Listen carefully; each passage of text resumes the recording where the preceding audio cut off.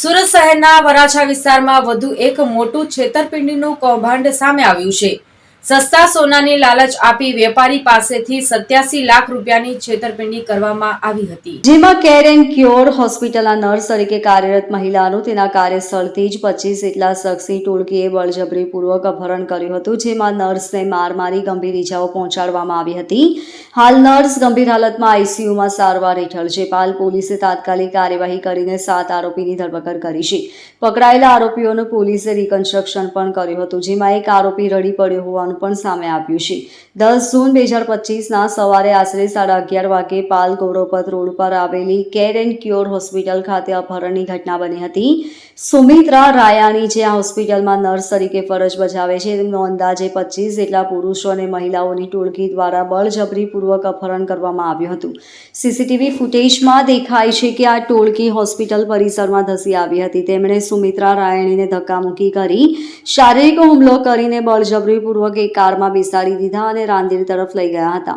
રાંદેર પહોંચ્યા બાદ જાહેરમાં સુમિત્રા રાયાણીને ખૂબ માર મારવામાં આવ્યો હતો। આ ઉપરાંત તેમના ગુપ્ત ભાગે પણ ગંભીર ઇજાઓ પહોંચાડવામાં આવી હોવાનો આક્ષેપ છે। આ ઘટના પાછળનું મુખ્ય કારણ પ્રેમ સંબંધ અને કોર્ટ મેરેજ હોવાનું બહાર આવ્યું છે। રાંદેર રોડ પરની હેતલનગર સોસાયટીમાં રહેતા 44 વર્ષીય આશાબેન ધનેશભાઈ મકવાણાએ પાલ પોલીસમાં ફરિયાદ નોંધાવી છે।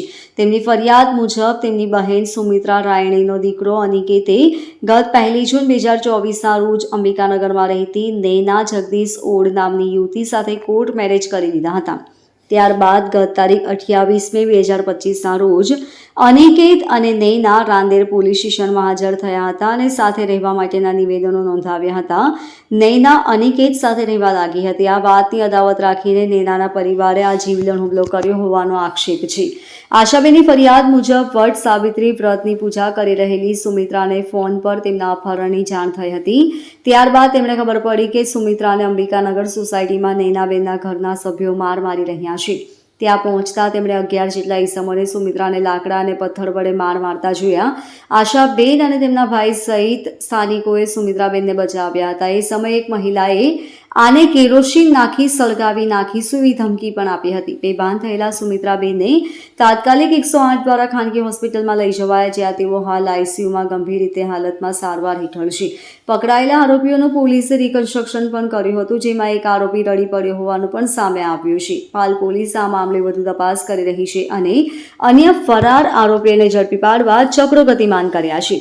Bureau report, LK star news, Surat.